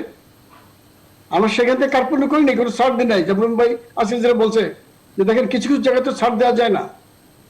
যুদ্ধের সময় আমরা সেই পরিবারগুলোর দিতে তাকাই নাই। তারা যেহেতু আমাদের বিরুদ্ধে ছিল, আমাদের শত্রু আমরা মনে করছি, ওই অঞ্চলে গেলেই এই লোকগুলো থাকলে আমাদের জন্য নিরাপদ না, মানুষের জানমালকে নিরাপদ আমরা দিতে পারছি না। নিরাপত্তা দেওয়ার জন্য প্রথমে হলো এই শত্রু ধ্বংস করো, স্বাধীনতার বিরোধীদের যে শক্তি আছে তাদেরকে ধ্বংস করো। তার মধ্যে ফর্মুলা ছিল, যারা নারী নির্যাতন ও নরহত্যার সাথে জড়িত ছিল, যারা আমাদের মা বোনদের ধরে নিয়ে পাকিস্তান আর্মির কাছে দিত, তাদেরকে হত্যা করার নির্দেশ ছিল। এছাড়া লঘুদণ্ড দিয়ে ছাড়ার কথা ছিল। এইভাবে আমরা তো এক একটা অঞ্চলকে মুক্ত করে রেখেছি। হ্যাঁ, একদম শেষ মুহূর্তে যখন আমাদের যুদ্ধের দিয়া ভারতীয় আর্মি যখন প্রবেশ করলো, তখন তো আমরা মুক্তিযুদ্ধের জয় জয়কার, তখন আমাদের বিনা যুদ্ধই অনেক জায়গা সারেন্ডার করেছে, এটাও ঠিক। কিন্তু আমাদের এই 9 মাস কিন্তু এই গ্রাম অঞ্চলে ঘুরে ঘুরে এই যে সাধারণ কৃষক, শ্রমিক, সাধারণ জনতা, আমাদের বেঙ্গল রেজিমেন্টে যারা চলে আসলো, তারপরে ইপিআর, পুলিশ, আনসার, গ্রাম প্রতিরক্ষা বাহিনী, এরা সবাই কিন্তু যুদ্ধ করছে একসঙ্গে। এবং দেখেন, সবচেয়ে মজার ব্যাপার যে বেঙ্গল রেজিমেন্টের একজন হাবিলদার, তার আন্ডার, আমরা তখন বিশ্ববিদ্যালয়ের MA ফাইনাল ইয়ারের ছাত্র, আমরা কিন্তু তার আন্ডারে তাকে যুদ্ধ করেছি। তাকে আমাদের নেতা মেনে, আমাদের কমান্ডার মেনে তার আন্ডারে যুদ্ধ করেছি। আমরা কোনো কার্পণ্য করি নেই, যা বলছে তাই শুনছি, যে নির্দেশ সেই হুকুম আমরা পালন করছি। এটা হচ্ছে যুদ্ধের নিয়ম।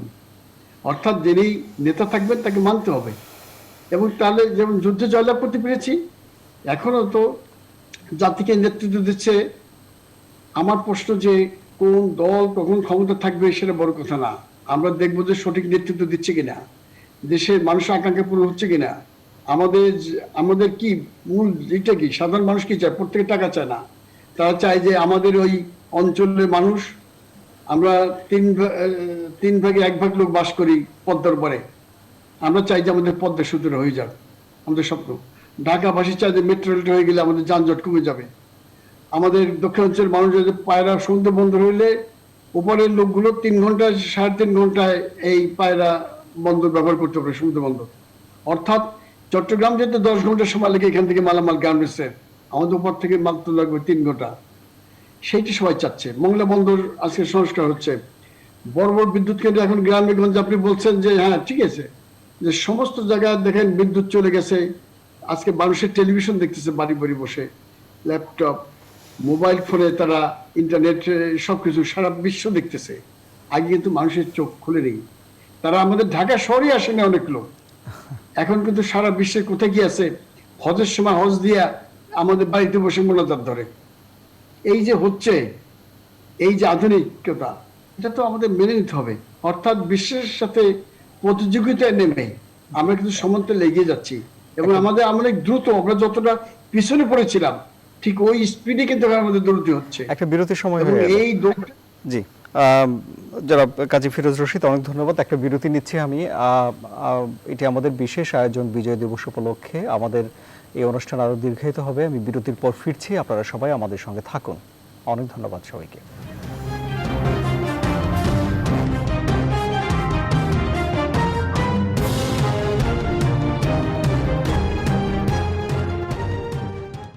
আবারও স্বাগত। আপনারা দেখছেন CSRM জনতন্ত্র গণতন্ত্র। সুপ্রিয় দর্শক, আমাদের সঙ্গে এখন যুক্ত হয়েছেন সাংস্কৃতিক ব্যক্তিত্ব হামিদ, ঢাকা বিশ্ববিদ্যালয়ের উপাচার্য ও কবি অধ্যাপক ডক্টর মোহাম্মদ সামাদ এবং সাবেক পররাষ্ট্র প্রতিমন্ত্রী জনাব আবুল হাসান চৌধুরী। আপনাদের 3 জনকে স্বাগত জানাচ্ছি।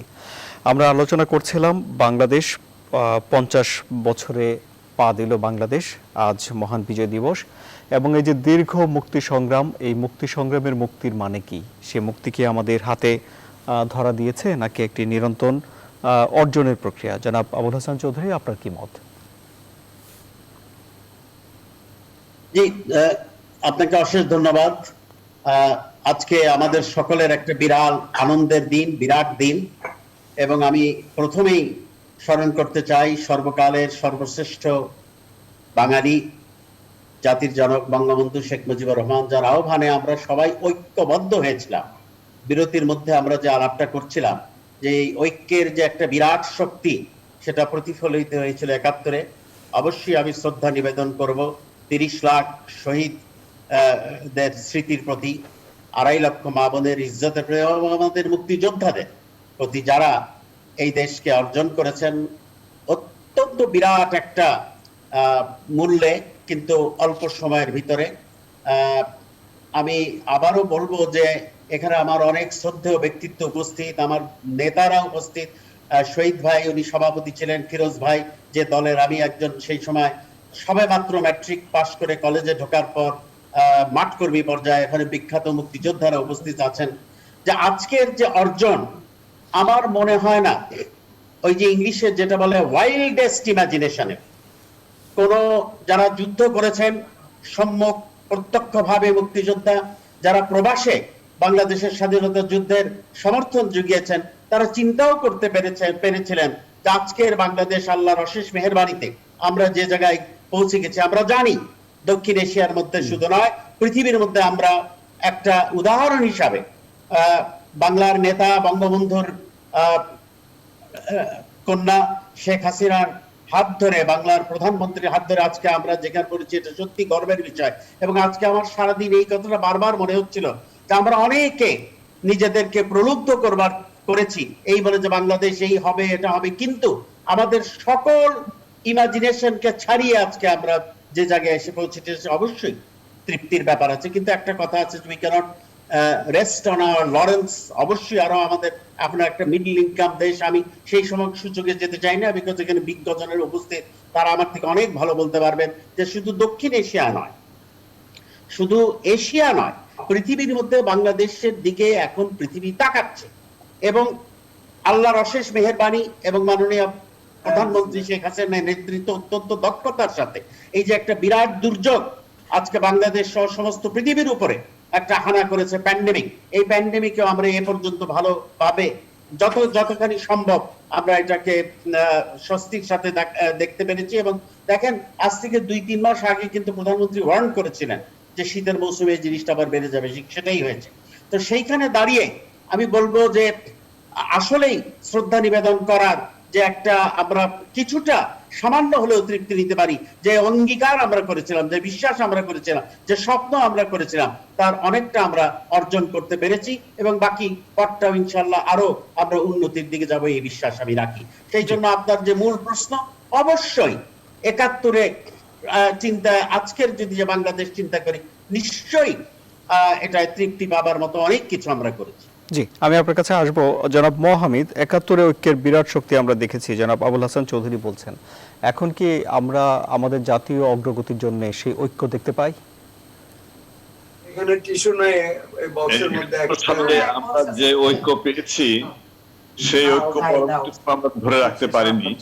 স্বাধীনতার পরপরই বিভিন্ন রাজনৈতিক দল যেভাবে আমাদের মুক্তিযুদ্ধ করে এগুলো এখানে ডয়ারে রাখো, এখানে এমনি ফেলে রাখো, কাজ করে সেরে যে ডয়ারে রাখতে পারে না, এই যে ফাঁক দিয়ে এই পরে যাবে তোমার এই টেবিলে, এটা টেবিলে। আচ্ছা, যারা আলোচনায় নেই তাদেরকে একটু মিউট রাখলে বোধহয় সুবিধা হবে। আচ্ছা, আমরা বলছি যে 71 সালে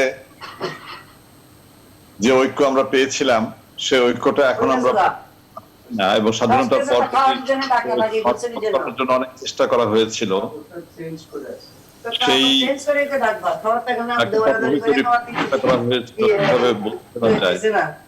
আচ্ছা আমি নয়েজ শুনতে পাচ্ছি, সেটাকে একটু মিউট করে দেওয়া যায়? চেয়ারটা টেবিলটা যাইবো, টেবিল এখনই ফাটা ইয়ে হয়েছে, একটা জায়গা বেশি ওটাকে একটু মিউট করে দেওয়া যায়? আচ্ছা, ইয়ে কি আছেন আপনি? আমি কি অনলাইনে আছি? হ্যাঁ আছেন আপনি, বলুন। হ্যাঁ, এখন আচ্ছা, আমরা বলছি যে স্বাধীনতার পর আমরা যে স্বপ্নটা দেখেছিলাম, আমরা আসলে সেই স্বপ্নের বাংলাদেশ এখনো পাইনি। আমি মনে করি আমাদের যদি বঙ্গবন্ধু বেঁচে থাকতেন, বঙ্গবন্ধুকে যে নৃশংসভাবে হত্যা করে রাষ্ট্রযন্ত্রকে যদি ঘুরিয়ে দেওয়া না হতো এবং সামরিক শাসন এবং একই সঙ্গে ধর্মীয় মৌলবাদকে উস্কে দেওয়া রাজনীতির মধ্য দিয়ে, রাজনৈতিক উদ্দেশ্য হাসিলের জন্য, সেটার মধ্য দিয়ে বাংলাদেশকে আসলে অনেক পেছন দিকে নিয়ে যাওয়া হয়েছে। বাংলাদেশে একমাত্র দেশ বোধহয় যেখানে স্বাধীনতার বিরোধিতা করে রাজনীতি করার সুযোগ পেয়েছে দেশের কিছু কিছু দল এবং মানুষ। এটা পৃথিবীর কোন দেশে তার স্বাধীনতার মৌল দর্শনের বিরুদ্ধে কথা বলে কখনো রাজনীতি করা যায় না, কিন্তু বাংলাদেশে সেটা সম্ভব হয়েছে বঙ্গবন্ধুর অবর্তমানে। এবং সেই ধারা এখনো কিছু কিছু চলছে, তবে এটা সেই ধারাটা অনেক দুর্বল হয়ে আসলেও এখনো তারা শক্তিহীন হয়ে পড়েনি, এখনো তারা হুমকির কারণ হয়ে দাঁড়িয়েছে।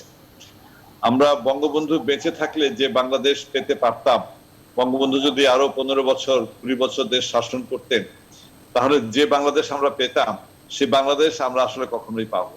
আজকে আমরা যেখানে আছি এখানে হয়তো আরো 20 বছর আগে আমরা পৌঁছে যেতাম বঙ্গবন্ধুর বর্তমানে।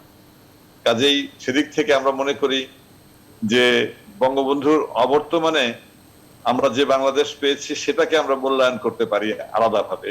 সেদিক থেকে আমি বলবো যে বঙ্গবন্ধু কন্যা জননেত্রী শেখ হাসিনার নেতৃত্বে দেশের যে অর্থনৈতিক অগ্রগতি ঘটছে, যোগাযোগের ক্ষেত্রে, শিক্ষার ক্ষেত্রে, স্বাস্থ্য ক্ষেত্রে এবং দারিদ্র বিমোচনের ক্ষেত্রে, কৃষি ক্ষেত্রে, সেটা অভাবনীয়। আমি বলবো যে এই ক্ষেত্রেই আমরা পৃথিবীর দৃষ্টি আকর্ষণ করতে সক্ষম হয়েছি। জি, যখন মিলেনিয়াম গোল ঘোষণা করা হয়েছিল সেখানে 15 বছরের গোল আমরা 12-13 বছরেই আমরা অর্জন করতে সক্ষম হয়েছিলাম। তখন বলা হয়েছিল যে বাংলাদেশের কাছ থেকে তোমরা শিখে আসো কিভাবে এগুলোকে বাস্তবায়ন করতে হয়। সেক্ষেত্রে আমাদের বর্তমান নেতৃত্বে ওপরে আমরা প্রধানত আমরা সেই গৌরবটা দিতে পারি। তবে এখন যেটা হয়েছে যে তরুণ প্রজন্মের একটা জেনারেশনকে আমরা হারিয়ে ফেলেছি আমাদের মুক্তিযুদ্ধের সময়, বিশেষ করে বঙ্গবন্ধু হত্যাকাণ্ডের পরে যে প্রজন্মটা বড় হয়েছে, কৈশোর বয়স থেকে যৌবনে গেছে বা লেখাপড়া করেছে, তাদেরকে মুক্তিযুদ্ধের ইতিহাস পড়তে দেওয়া হয়নি, তাদেরকে বিকৃত ইতিহাস শেখানো হয়েছে এবং মুক্তিযুদ্ধের মূল চেতনার বিরোধী ধারণা দিয়ে তাদেরকে গড়ে তোলা হয়েছে। সুতরাং একটা প্রজন্মকে আসলে আমরা দেশপ্রেমের প্রকৃত যে মর্ম সেটার মধ্যে আমরা রাখতে পারিনি।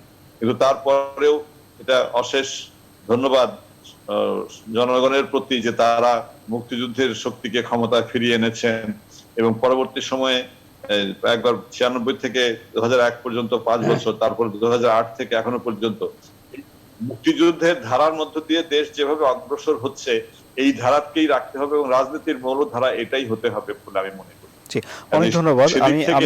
আমি আপনার কাছে আবারও আসবো। কবি মোহাম্মদ সামাদ, এই যে মুক্তি সংগ্রামের মুক্তি শব্দের অর্থ আপনার কাছে কি?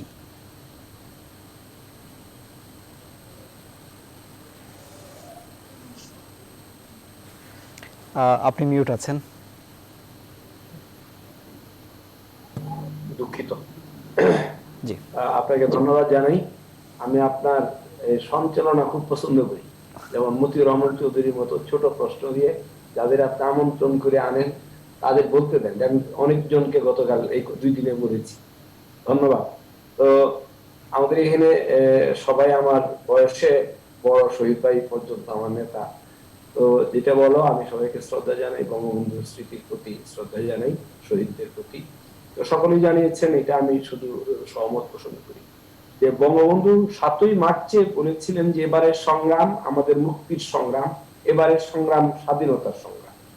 আসলে বঙ্গবন্ধু এই বাক্য দুটিকে ভাষণের আলাদা করে অনেক সময় বিশ্লেষণ করা হয়। আমার কেন জানি মনে হচ্ছে যে বঙ্গবন্ধু আসলে একটি বাক্যই বলতে চেয়েছে না, একটি বাক্যই বলেছে। অর্থাৎ স্বাধীনতা যদি আসে তাহলে মুক্তি তো অবশ্যই আসবে, এবং সেই মুক্তি বঙ্গবন্ধুর নানা ভাষণে আছে, পার্লামেন্টে কিংবা জনসভায়, যে আমাদের রাজনৈতিক মুক্তি মানে গণতন্ত্রের কথা, আমাদের সাংস্কৃতিক মুক্তি, আমাদের সামাজিক মুক্তি, আমাদের অর্থনৈতিক মুক্তি, এইভাবে কিন্তু বঙ্গবন্ধু উপস্থাপন করেছে।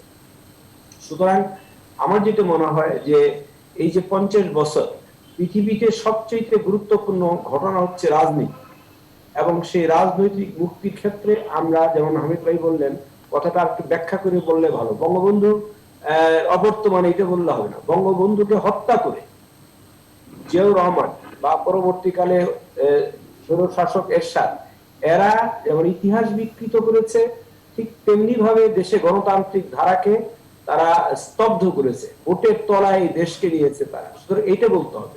সেই কারণেই ইতিহাস বিকৃতির কারণে মুক্তিযুদ্ধের যে ধারা, সেটা আমরা সেই সময় দীর্ঘ সময় ইতিহাস বিকৃতি নানা কারণে সেই ধারা থাকেনি বঙ্গবন্ধু হত্যার পরে।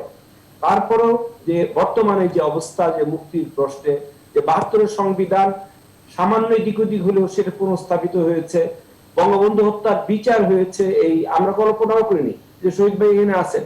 আমরা হলে স্লোগান দিয়েছি, শহীদ ভাইয়ের বাসায় গেছি চাঁদার জন্য, এবং অনেক সময় কিন্তু সেই 75-এর পরে কথা বলছি, 76 সালে ঢাকা বিশ্ববিদ্যালয় হলগুলোতে যে মুজিব হত্যার পরিণাম বাংলা হবে ভিয়েতনাম স্লোগান দিয়েছি ঠিকই, কিন্তু মনে হয়নি কখনো যে আমরা এই বিচারটা করতে পারবো, এমন মনে হয়েছে। কিন্তু বুদ্ধিজীবী হত্যার বিচার, জাতীয় 4 নেতা হত্যার বিচার, এগুলো কিন্তু আমরা তখন স্লোগান দিয়েছি, আমরা মারধর খেয়েছি, পুলিশে ধরে নিয়ে গেছে, অনেক সময় কারফিউ থাকতো। তারপরে সেটা, তারপরে বুদ্ধিজীবী হত্যার বিচার, 4 নেতার হত্যার বিচার, এগুলো হচ্ছে আমাদের রাজনৈতিক মুক্তি, যে সেগুলো আমরা করেছি এতদিনে এই সময়ের মধ্যে। তারপর অর্থনৈতিক ক্ষেত্রে আমরা স্বল্প আয়ের দেশ থেকে উন্নয়নশীল দেশে আমরা এখন পৌঁছে গিয়েছি। তারপরে মাথাপিছু আয় আমাদের $2000 পর্যন্ত হয়েছে। বাজেটের 97 ভাগ কিন্তু নিজের টাকায় এখন আমরা বাজেট করি। গতকাল আমাদের মাননীয় প্রধানমন্ত্রী যে একটা ছোট্ট অথচ তাৎপর্যপূর্ণ ভাষণ তিনি দিয়েছেন, তার মধ্যে এই সমস্ত কথা আছে। বৈদেশিক মুদ্রার রিজার্ভ 41 বিলিয়ন এখন বাংলাদেশে, পাকিস্তানের চেয়েও বেশি। পাকিস্তান আমাদের 5-6টা সমান কিন্তু দেশ হিসেবে, সুতরাং তার চেয়েও বেশি। পদ্মা সেতু আমরা করেছি অবকাঠামোর দিক থেকে, পায়রা বন্দর, মেট্রো রেল, রূপপুর পারমাণবিক কেন্দ্র, তারপর কর্ণফুলীর তলদেশ দিয়ে যে টানেল তৈরি করা হচ্ছে, এইগুলো বিষয়। যেমন শিক্ষার ক্ষেত্রে বলেছেন হামিদ ভাই, তারপরে বই উৎসব যেটা হয় এবং মেয়েদেরকে গ্রাজুয়েশন পর্যন্ত লেখাপড়া ফ্রি করে দেওয়া হয়েছে। খাদ্যে স্বয়ংসম্পূর্ণতা, তারপরে সবজিতে চতুর্থ, মাছে আমরা স্বয়ংসম্পূর্ণ হয়েছি। ভুট্টা একটা ফসল, কথার কথা, সেটা চাষ হচ্ছে। আপনি দিনাজপুর, ঠাকুরগাঁও এইসব এরিয়াতে যাবেন, এখন দেখবেন ওইদিকে চা বাগান হয়েছে। নারীর ক্ষমতায়ন হয়েছে, বয়স্ক ভাতা দিচ্ছে। তারপরে মুক্তিযোদ্ধা ভাতা এবং হিজড়া সম্প্রদায় উপেক্ষিত, তাদের জন্য কাজ করছে সরকার। এবং এরকম আমাদের যে টেকনোলজি, যেটা মোবাইল, একটা মোবাইল কত রকমের ব্যবহার আমরা করতে পারছি যেটা আমরা কল্পনাও করতে পারিনি। এটা জাদু মন্ত্রের মতো মনে হয়, যে টাকা পাঠাচ্ছে লোকে, বিদেশে কথা বলছে লোকে, বিদেশে পাসপোর্ট পাঠাচ্ছে লোকে। সুতরাং সব মিলিয়ে যে যে বিষয়গুলো আমরা এখন যে মানে জাতি যেগুলো পেয়েছে, সেইগুলোই মুক্তির কথা। সেই মুক্তি বঙ্গবন্ধু চেয়েছিলেন, যে অর্থনৈতিক মুক্তি, রাজনৈতিক মুক্তি, সাংস্কৃতিক মুক্তি। এই মুক্তির কথাগুলোই কিন্তু বঙ্গবন্ধুর অন্তরে ছিল এবং তার কন্যার হাত দিয়া। এবং একটা দীর্ঘ সংকটের পরে, এটাকে আমি সংকট বলবো, ঘোরতর একটা সংকট কাল আমরা অতিক্রম করেছি। আমাদের ছাত্র জীবন, মানে বঙ্গবন্ধু, আমরা কলেজে পড়েছি 73-75 বঙ্গবন্ধু মারা গেলেন। 75 আমরা এই এইচএসসি পরীক্ষা দিয়ে ঢাকায় আসলাম 76-এ। এই 76-75-এর পর থেকে আমাদের সেই 91 সাল পর্যন্ত, বা তারও পরে 91 সালে নিয়েও তো আমরা সেই পরোক্ষভাবে সামরিক এবং স্বাধীনতা বিরোধীদের অধীনে ছিল এই দেশ। সুতরাং তারপরে বঙ্গবন্ধু কন্যা ক্ষমতা আসার পরে আমরা মুক্তিযুদ্ধের যে চেতনা, তার স্বাদ পেয়েছি। এবং যেগুলো বললাম, বঙ্গবন্ধু হত্যার বিচার সহ এই দেশটা যে এগিয়ে যাচ্ছে, এইটাই মুক্তিযুদ্ধের ধারা। এটা 48 থেকে এখন না, একই। এই দেশে দুইটা ধারা, একটা মুজিবীয় ধারা আর একটা হলো এন্টি মুজিব ধারা। সেটা নানা নামে বেনামে, মুসলিম লীগ, বিএনপি, জাসদ, বাসদ, তারপরে ভাষানীরা, কত রকমের আছে। এগুলো আসলে বঙ্গবন্ধুর মানে বিরোধী ধারা। এই বিরোধী ধারা নানা নামে বেনামে জিয়াউর সাথে, এরশাদের সাথে এরা ক্ষমতায় ছিল। কাজেই অবশ্যই আমরা এই মুক্তিটাকে বুঝি। আজকে যে সমস্ত মানে উপাদান, মানে অর্থনৈতিক, সামাজিক, সাংস্কৃতিক, সামাজিক নিরাপত্তা কর্মসূচি, সেগুলোই কিন্তু আমাদের মুক্তি আমরা বুঝি। এবং সেগুলো এই স্বাধীন দেশে এটা স্বপ্ন ছিল মানুষের, এবং সেইভাবে দেশ বঙ্গবন্ধু কন্যা শেখ হাসিনার নেতৃত্বে কিন্তু এগিয়ে যাচ্ছে। এই ধারাকে আমাদের অব্যাহত গতিতে নিয়ে যেতে হবে। অনেক ধন্যবাদ। আমি একটা খুব ছোট্ট একটা বিরতি দিচ্ছি। বিরতির পর আমাদের বিশ্লেষকরা আরো আছেন, সবার কাছে আমি যাব। সুপ্রিয় দর্শক, আপনারা আমাদের সঙ্গে থাকুন।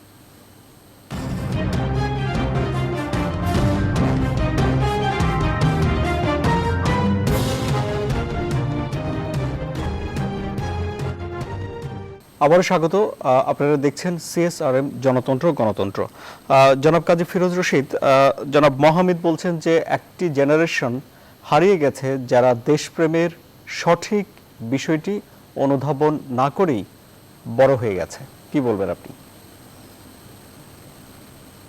একদম যথার্থ বলেছে। একটি সময় 75-এর পরে এই আওয়ামী লীগ ক্ষমতা আসা আগ পর্যন্ত একটি জেনারেশন সঠিক ইতিহাস পায়নি। এখন দেখেন, আমরা স্কুলে ইতিহাস পড়াচ্ছি, প্রত্যেকটি স্কুলে বঙ্গবন্ধু কর্ণায় করা হয়েছে, বঙ্গবন্ধুর লাগানো হয়েছে, ছবি লাগানো হয়েছে প্রত্যেকটাই বড় করে, এবং শহীদ মিনার সব জায়গায় আছে ইত্যাদি। অর্থাৎ ওই সময়টা কিন্তু কেউ বুঝতেই পারেনি যে আমাদের দেখেন, আমরা প্রথমে বলছি যে আমরা তিনটে জিনিস আমরা এই জাতিকে দিচ্ছি মুক্তিযুদ্ধ করে। একটা হচ্ছে মুক্তিযুদ্ধে বঙ্গবন্ধু নেতৃত্ব দিলেন, গোটা জাতিকে এক করে যুদ্ধের ডাক দিলেন। বঙ্গবন্ধু ডাকিয়ে কিন্তু আমরা গেছিলাম। আমরা সেদিন জানতাম না যে আমরা ফিরে আসবো, দেশ স্বাধীন হবে, কিন্তু আমরা স্বাধীনতা ফিরে আসছি। বহু মুক্তিযোদ্ধা আসে নাই, 30 লক্ষ মানুষই আসে নাই। আমরা তিনটি জিনিস এখানে প্রতিষ্ঠিত করছি। একটা হচ্ছে জাতির জনক কে হবে, সেটা বঙ্গবন্ধু। যার নির্দেশে এই যে স্বাধীন হলো, এই জাতির শ্রেষ্ঠা, স্বাধীনতার স্রষ্টা। আরেকটা হলো আমাদের জাতীয় পতাকা, একটা জাতির সঙ্গীত। এই তিনটা জিনিস, এইটা হলো একদম মীমাংসিত একটা বিষয়।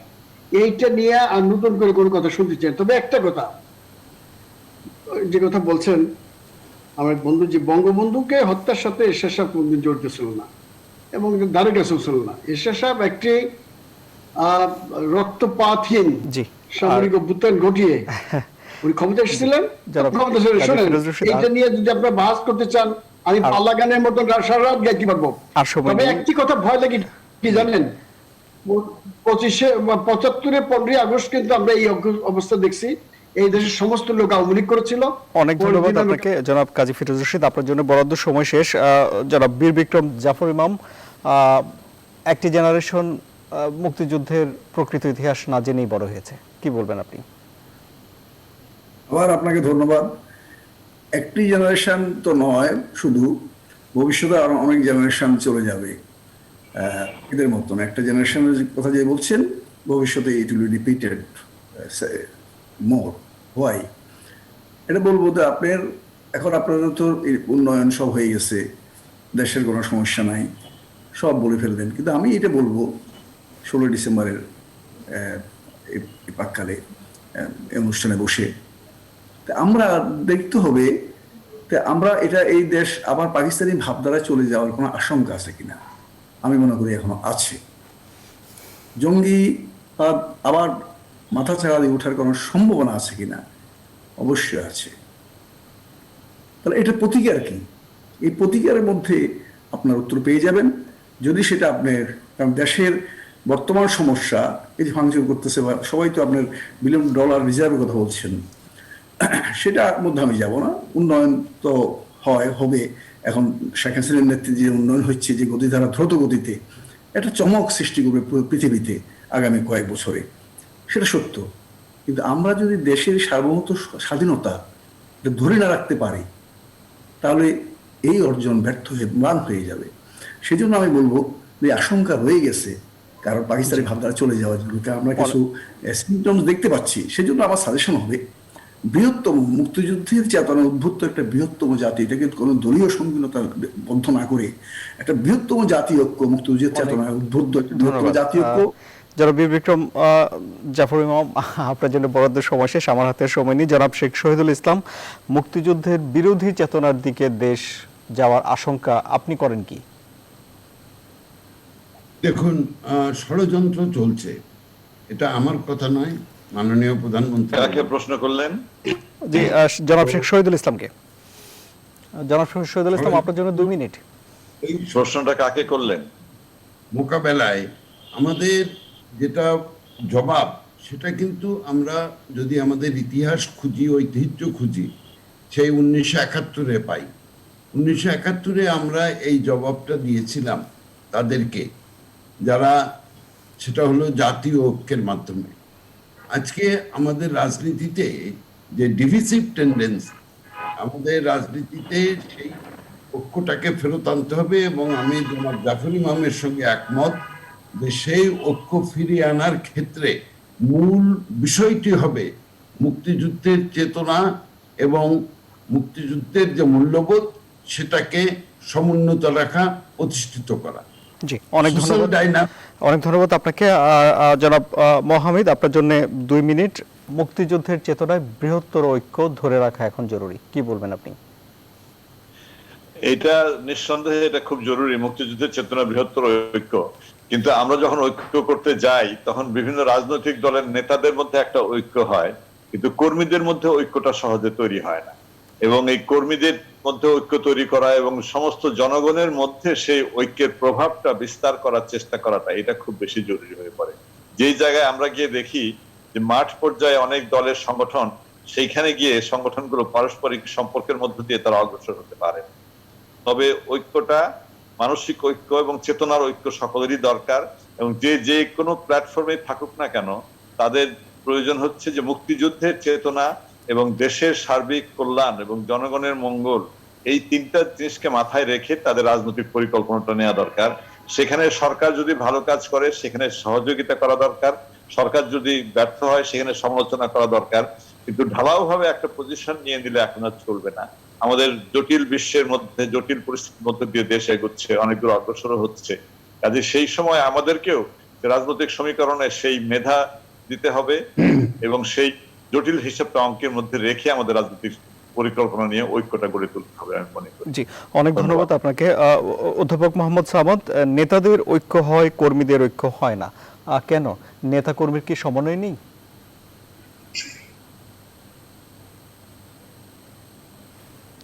আপনি মিউট আছেন। জি,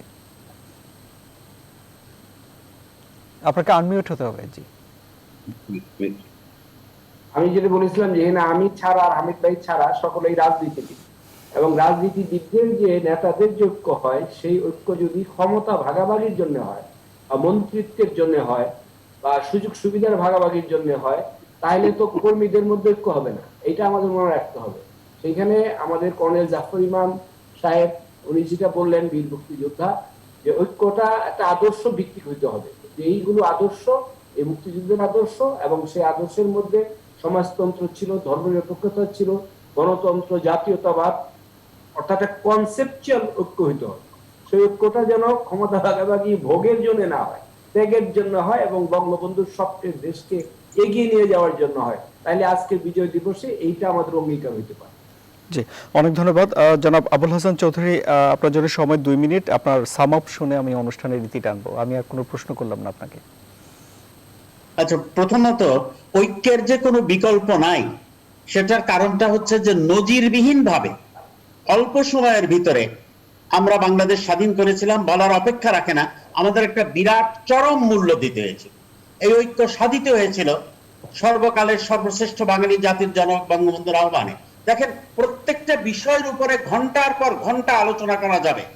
আমার মতো অত্যন্ত সীমিত জ্ঞান এবং সীমিত অভিজ্ঞতা সম্পন্ন লোক এই কথা জোর করায় বলতে পারবো যে বাংলাদেশের স্বাধীনতা যুদ্ধ আন্তর্জাতিক ভাবে যে যে সমর্থন পেয়েছিল, আমার মনে হয় পৃথিবীর কোন রাষ্ট্র এত অল্প সময় এই বিরাট সমর্থন পায় নাই। তখনকার দিনে পৃথিবীটা ছিল 2 ভাগে বিভক্ত, একটা সোভিয়েত ইউনিয়ন, অনেকটা মার্কিন যুক্তরাষ্ট্র। আমরা জানি ডিকসন কিসিঞ্জারের জঘন্য আচরণ, কিন্তু তারপরেও সেই মার্কিন যুক্তরাষ্ট্রের থেকে এবং সোভিয়েত ব্লকের থেকে, ইংল্যান্ডের থেকে, ভারত তো অবশ্যই আছে যেখানে আমাদের একটা বিশাল শক্তি জুগিয়েছিল, আমরা বিরাট ভাবে আপনার সমর্থন পেয়েছিলাম। মাত্র অল্প দিনের ভিতরে আবার আরেকটা চরম আঘাত আসে, আমরা বঙ্গবন্ধুকে হারাই। 21 বছর কম সময় নয়। এই দীর্ঘ 21 বছরের সংগ্রামের পর বঙ্গবন্ধুর কন্যা শেখ হাসিনা আবার সেই চেতনা, যে চেতনা নিয়ে আমার মুরব্বীরা এখন আলাপ করছিলেন, সেই চেতনার আবার নব উদ্বোধন সৃষ্টি করেন। এবং আমার কাছে মনে হয় মাঝে মাঝে যে আমরা এখন যেটা দেখছি, এটা একটা রেজারেকশন, এটা একটা রিভাইভাল, এটা পুনর্জাগরণ। এবং এই জাগরণটা হচ্ছে বঙ্গবন্ধুর চেতনাকে নিয়ে। অবশ্যই ত্রুটি বিচ্যুতি আছে, অনেকে আপনার সাইডের থেকে একে বিপথে নিয়ে যাওয়ার চেষ্টা করছেন। তবে আমরা বঙ্গবন্ধুর যে দেখেন, একটা কথা আমাদের বারবার জিজ্ঞেস করতে হচ্ছিল, এই দেশ স্বাধীন করে তোমরা কি করবে? দেশ মাটি তো বাড়ে নাই, জনসংখ্যা দ্বিগুণ হয়েছে, তোমাদের খাদ্যে ঘাটতি, আজকে আল্লাহর রহমতে আমরা খাদ্যের সারপ্লাস। আরো এই প্রত্যেকটা বিষয়ের দিকে তাকান। একটু আগে যে মোবাইল ফোনের কথা হচ্ছিল, দেখেন 91 থেকে 96 কোনো মোবাইল ছিল না। মাননীয় প্রধানমন্ত্রী শেখ হাসিনা ক্ষমতায় আসার পর প্রথম উনি মোবাইল ফোনের লাইসেন্স দেন, এবং সেটার আমরা দিয়ে আসলাম। আর হাসান ভাই একটু কারেকশন করি, আমি 2টা দিয়ে আসলাম, আমি 20 মিনিস্টার ছিলাম, আমরা 2টা লাইসেন্স দিয়েছি, পরে আসে উনি আরো বিস্তৃতি যেটা ঘটান, এটা আগে না আপনারা যে তারপর ওই সময় যে একটু মনোপলি সিচুয়েশন ছিল, তারপরে এসে এটা ভেঙে দিয়ে এই যে দেখেন, তখনও এরকম রাতকে দিন ফিরোজ ভাইরা দীর্ঘদিনের রাজনীতি করেন, সেই গ্রামের থেকে ময়মনসিংহে আসতো আমাকে ফোন করার জন্য, আর অল্প কিছু দিনের ভিতরেই তারা তাদের গাড়ি। যাই হোক, এটাতে একটা ক্ষেত্র, এই নানা ক্ষেত্রে আমরা এগিয়ে যাচ্ছি, কিন্তু মূল কথা যেটা হামিদ ভাই, শহীদ ভাই এরা বলেছেন, ঐক্যের কোনো বিকল্প নাই। এবং সেই চেতনা যেহেতু উদ্বুদ্ধ হয়ে আমরা অসম্ভবকে সম্ভব করেছিলাম, এবং আবার সেই রাস্তায় আমরা হাঁটছি, সেই জন্য সেই চেতনার মাধ্যমে আমাদের ঐক্য থাকতে হবে। তারপরে আমরা তো একটা গণতান্ত্রিক সমাজ ব্যবস্থা চাই, আমরা সেই গণতান্ত্রিক সমাজ আলোচনা সমালোচনা সবকিছুই থাকবে, তবে একটা ফরম্যাটের ভিতরে, ফরম্যাটের বাইরে যে কোনো আলোচনা সমালোচনা যেটা হতে পারে না, সেটা দেশে বিরোধিতা করার শামিল বলে আমি মনে করি। বিজয়ের দিনে আবার আমরা নিজেদের মধ্যে সেই আত্মচেতনা উপলব্ধি করব এবং আরো শক্তি নিয়ে আবার এগিয়ে যাব এই আত্মবিশ্বাস রাখছি, এবং আমাকে এই মূল্যবান অতিথিদের সাথে যা আপনি সংযুক্ত হওয়ার সুযোগ করে দিয়েছেন, আপনাকে অনেক অনেক ধন্যবাদ। যারা এদেশের মানুষের ভাগ্য নির্ধারণ করেন, নীতি নির্ধারক, তাদের কাছে বিজয় দিবসে এসে আমাদের শুধু একটিই চাওয়া, এদেশের মানুষ পেট ভরে খাবে এবং নিশ্চিন্তে আরামে ঘুমোতে পারবে, প্রিয় সন্তানকে নিরাপত্তার চাদরে নিজের পাশে রেখে। সবাইকে অনেক ধন্যবাদ।